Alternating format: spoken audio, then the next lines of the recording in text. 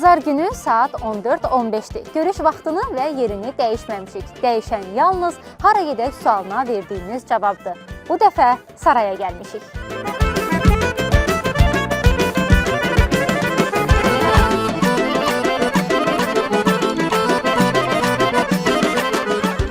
Mən bu kəndin adını ilk dəfə nənəmdən eşitmişdim. O vaxtlar həyətlərə maşınlarda meyvə-tərəvəz gətirib satardılar və vedrələrdə əncir gətirib satan bir dayı da var idi. Nənəm həmişə deyirdi ki, onun ənciri saray ənciridir. Bax, beləcə dillər əzbər olub saray ənciri, amma heyif ki, biz bu dəfə mövsümündə gəlməmişik.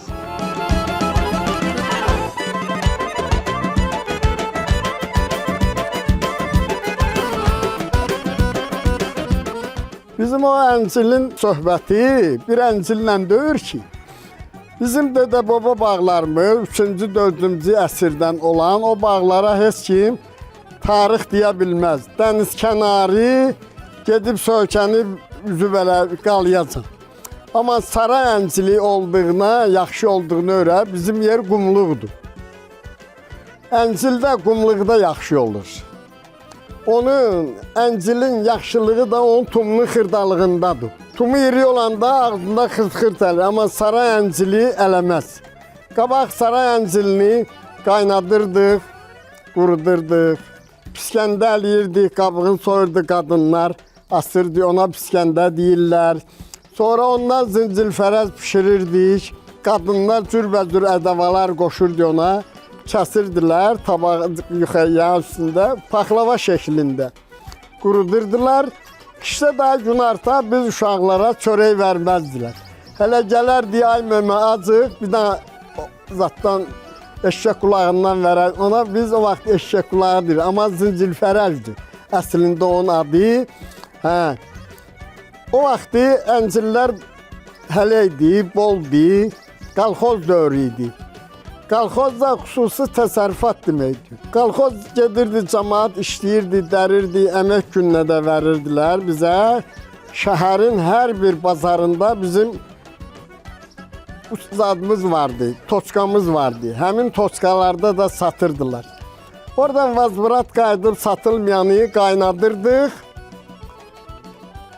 Qadınlar qaynadırdı, sərirdilər. Ot var, adı sak çöpü. Onun üstündəki tikan əlinə batmasın. Suyu çəkilirdi 2 gün, sonraya bu qurutmanın məsələsidir. İndi əncil Bakı adına, saray adına, Səlyandan da gətirib satırlar, Astaradan da gətirib satırlar. Aman, mən sizə deyirəm ki, saray əncili tanınmaq üçün onun tumuna baxın. Onun tumu xırdadırsa, saray əncilidir. İridirsə, rayon əncilidir.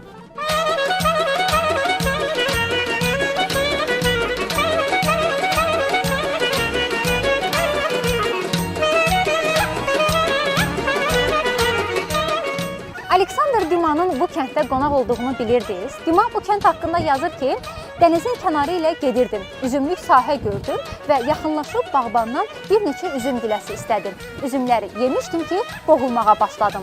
Çünki hədsiz dərəcədə şirin idi. Söhbət sarayın bal kimi şıp-şirin dadı olan axşamısından gedir.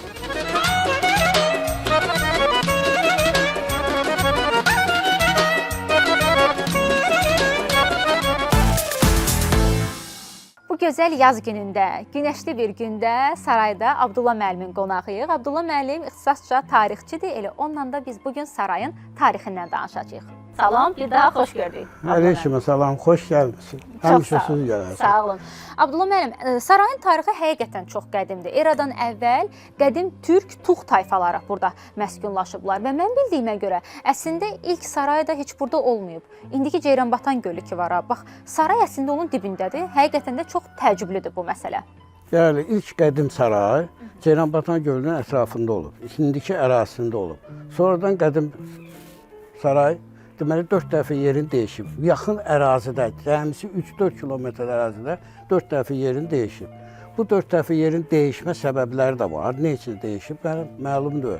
Çünki o vaxtı təzyiqlərə məruz qalan saraylılar köçünü cəmisi 3 kilometr, 4 kilometr ərazidə dəyişiblər. Çox uzağa getməyiblər. Saray postu tərəf olub, daha sonra köhnə saray, indi bizim hazırda olduğumuz yeni saraydır.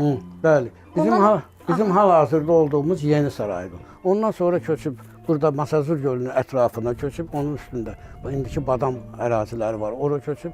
Ondan sonra Köhnə Saray. Təxminən bu ərazi bir-birinə yaxınlıqdır. Çox 500 metr o Masazır gölünün üstündə olan saray köçüb indi Köhnə Saraya. Köhnə Saraydan sonra Yeni Sarayla Köhnə Sarayın arası 1500 metrdir. Bu ərazidə məskunlar. 955-58-ci il ərzində, 3 il ərzində həmin o Köhnə Saraydan bura köç başlayır. Bəli, bura köç gəlir. Çünki bu saraylar oturaq həyat keçirdiklərinə görə bu ərazini tərk eləməyiblər. Bu ərazi o qədər münbit olub, dəmiyə usulü ilə yetişdirilən münbit olduğuna görə bu ərazidən köçüb başqa yerə getməyiblər.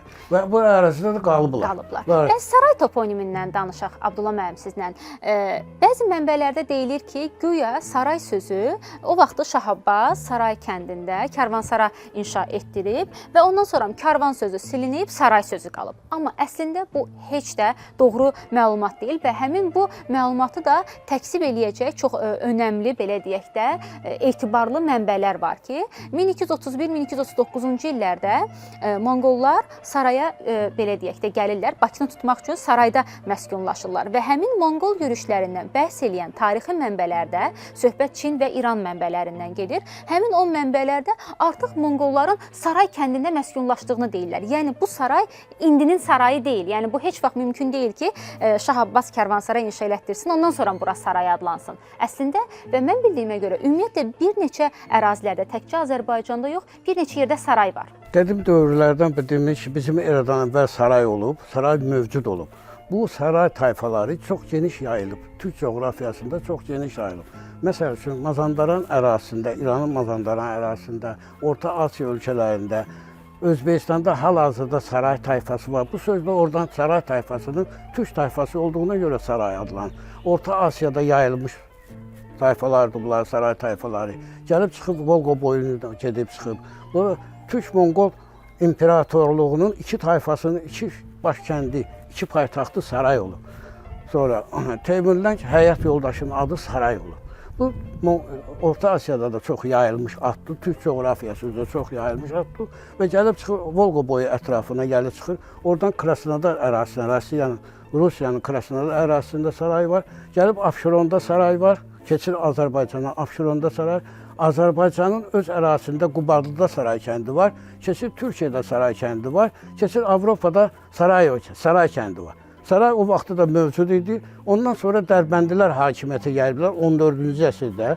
Dərbəndilər hakimiyyəti, Dərbəndilərin nümayəndələri də hal-hazırda sarayda yaşayırlar. Bu tayfalar yaşayır və onların köçü də çoxdur. Çoxdur, bu ərazidə yaşayırlar. Bəli.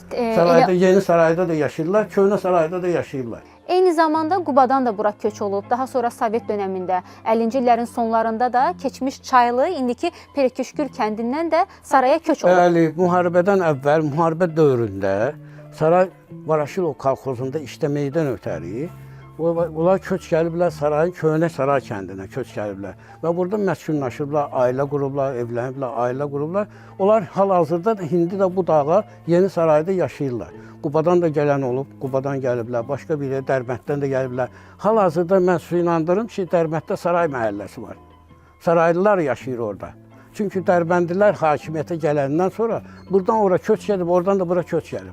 Abdullah müəllim, həmin o köçlərdən sonra sarayda bir neçə tayfalar, belə deyək də, soyadları ilə tanınmağa başladılar. Evet. Ramazanlılar var, Şah Abbaslılar var, Aydınlılar var və onların da adlarına olan məhəllələr salındı. Evet. İndi necə həmin o məhəllələr onların adları ilə tanınır? O tayfalar durur, hal-hazırda da yaşayırlar.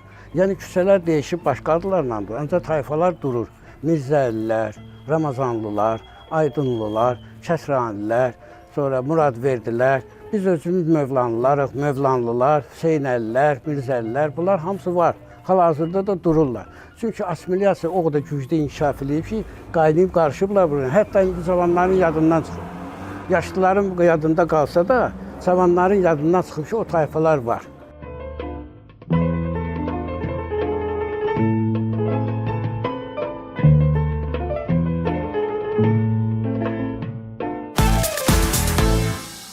Azərbaycan Kommunist Partiyası Mərkəzi Komitəsinin birinci katibi Vəli Axundov. Axundov nəslinin 3 görkəmli nümayəndəsindən biri. Saraylıdılar. Qardaşı Kamal Axundov da siyasi xadim olub. Sumqayıt şəhərinin salınmasında Kamal Axundovun müstəsna əməyi var. Sonuncu qardaş Nazim Axundov isə tibb sahəsinin tanınmışlarındandır.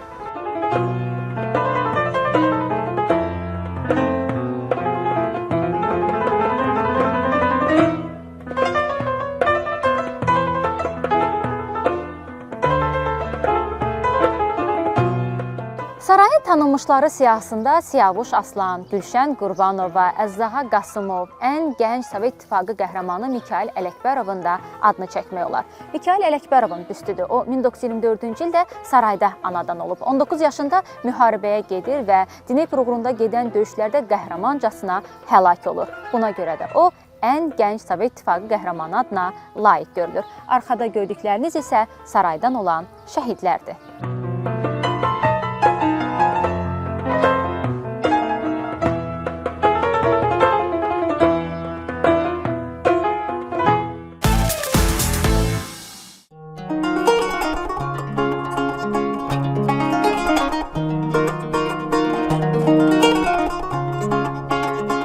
Bura cami məscididir. İnşaat tarixi məlum deyil, amma məlum olan məqamlar da var. 1899-cu ildə kənd sakini Hacı Bədəlin vəsaiti hesabına qədim olan məscidin qalıqları üzərində tikilib. Bu məscid həqiqətən də Abşeronun fərqli interyeri olan məscidlərindəndir.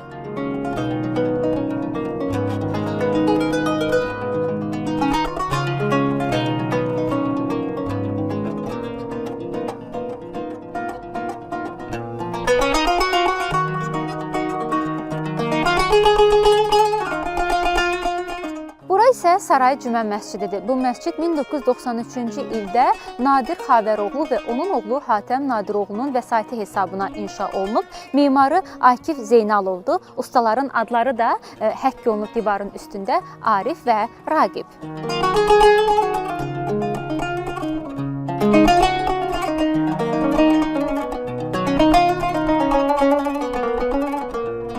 Tarixi abidələrdən danışırıqsa, hamamlardan da danışmalıyıq təbii ki. Bu kəndin bir hamamı olub, adı da Kisbək olub həmin hamamın. 18-ci əsrdə inşa olunub. Çox istəyərdim ki, bu sözləri eləməz həmin o hamamın yanında durum danışım, amma təəssüf ki, həmin o hamamdan indi əsər əlamət yoxdur. Yerlə yeksan olub. Hamamın yanından su boruları keçirmiş, həmin o su boruları partlayır və su həmin hamamı yuyub aparır. Şamil Fəthullayev öz kitabında həmin bu hamam haqqında yazır ki, sarayda tikilən bu hamamda istifadə olunan üsuldan yarım əsr sonra qalada inşa olunan hamamda istifadə olunur. Söhbət 1881-82-ci illərdə qalada inşa olunan qala hamamından gedir.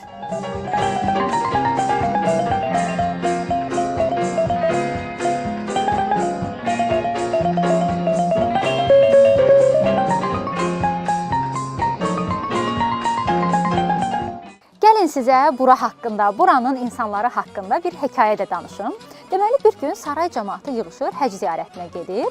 Səlyana çata-çatda ziyarətgaha gedənlərdən birini, Şəfi adlı bir kişini gün vurur. Vəziyyəti yaxşı olmayan həmin bu Şəfi kişini geri qaytarırlar, digərləri isə yollarına davam edirlər.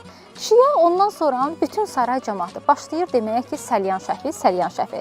Necə ki, həcc ziyarətinə gedəndən sonra həmin insanlara həcc filankəs deyildiyi kimi, bu kişi də Səlyana qədər getdiyinə görə saray cəmaatı məzə üçün həmin o Şəfi kişiyə Səlyan Şəfi deyirlər.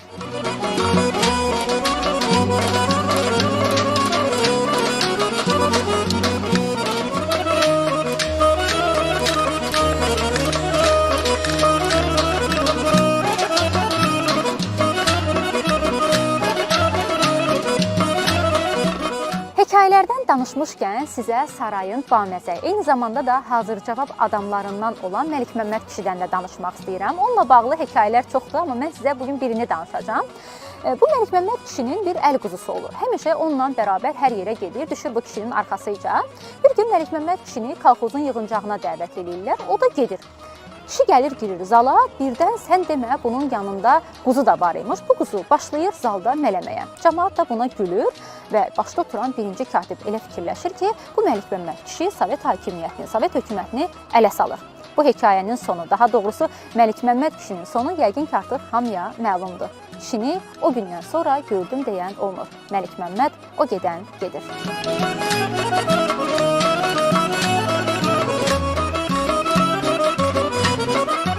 Saraylılar deyir ki, mehi biraz hiss eləyən kimi deyir ki, hə, indi Xəzri gələcək. Düzdür, elə indi də Xəzri gələcək. Xəzri gəlir, bizsə gedirik. Artıq getmək vaxtıdır. Özünüzü və təbiəti qoruyun. Sağ olun.